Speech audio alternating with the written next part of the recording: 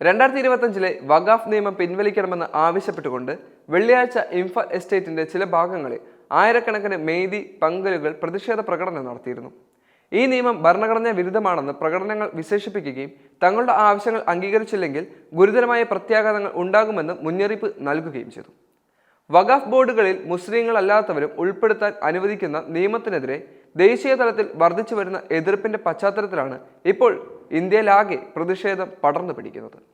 ഹത്ത ഗൊളപ്പതി പ്രദേശത്ത് ഒരു റാലിയോടെയാണ് പ്രതിഷേധം ആരംഭിക്കുന്നത്. പിന്നീട് ഒരു പ്രാദേശിക കമ്മ്യൂണിറ്റി മൈതാനത്തേക്ക് ഇത് നീങ്ങുകയും ചെയ്തു. മസ്ജിദ്, മദ്രസ, ഖബർസ്ഥാൻ എന്നിവ സംരക്ഷിക്കുക, സർക്കാരിന്റെ വംശീയ നയങ്ങളെ ഞങ്ങൾ ശക്തമായി എതിർക്കുകയും ചെയ്യും, വഖഫ് നിയമം ഞങ്ങൾ നിരസിക്കുന്നു, വഖഫ് സ്വത്തുക്കൾ കൈവിടുന്നു എന്നിവ എഴുതിയ പ്ലക്കാർഡുകളുമായി ആളുകൾ നടന്നു. നാരാ ഇ തക്ബീർ, അല്ലാഹു അക്ബർ, BJP താഴെ വീഴട്ടെ തുടങ്ങിയ മുദ്രാവാക്യങ്ങൾ ഇവർ മുഴക്കുകയും ചെയ്തു. മെയ്തി പങ്കൽ കൗൺസിൽ മണിപ്പൂരിന്റെ പ്രസിഡന്റ് ഹാജി അറഫാത്ത് അലി തബക് പ്രകടനത്തിനിടെ മാധ്യമങ്ങളെ സംസാരിക്കുകയും ചെയ്തിട്ടുണ്ട്. 2025 വഖഫ് ഭേദഗതി നിയമം മുസ്ലിം സമൂഹത്തിന്റെ ഇഷ്ടത്തിന് വിരുദ്ധമായി ബലപ്രയോഗത്തിലൂടെ നടപ്പിലാക്കിയതാണ്. ഈ നിയമം ഉടൻ പിൻവലിക്കണം അദ്ദേഹം ആവശ്യപ്പെട്ടു. കേന്ദ്ര സർക്കാർ മുസ്ലിങ്ങളുടെ വികാരങ്ങളെ വ്രണപ്പെടുത്തുകയാണ്.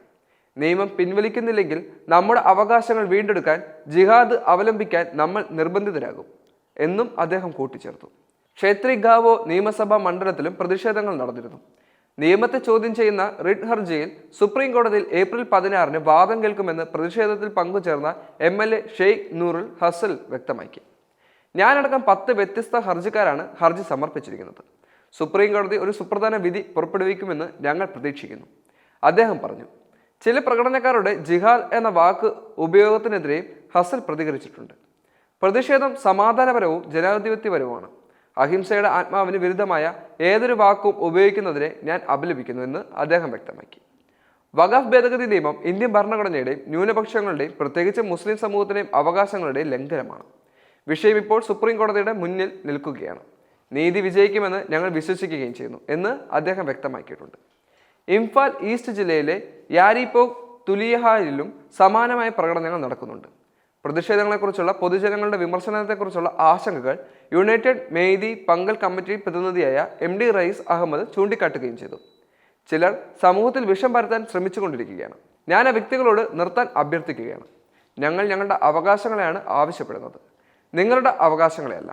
ഇത് വളരെ സെൻസിറ്റീവ് വിഷയമാണ്, അതിനാൽ മനസ്സിലാക്കാൻ ശ്രമിക്കുക, അദ്ദേഹം പറയുന്നു. ഏപ്രിൽ 6 തൗബൽ ജില്ലയിൽ ഒരു ജനക്കൂട്ടം മണിപ്പൂർ ന്യൂനപക്ഷ മോർച്ച BJP പ്രസിഡന്റ് അസ്കർ അലി മക്കായുടെ വീടിന് നശിപ്പിക്കുകയും തീയിടുകയും ചെയ്തിരുന്നു.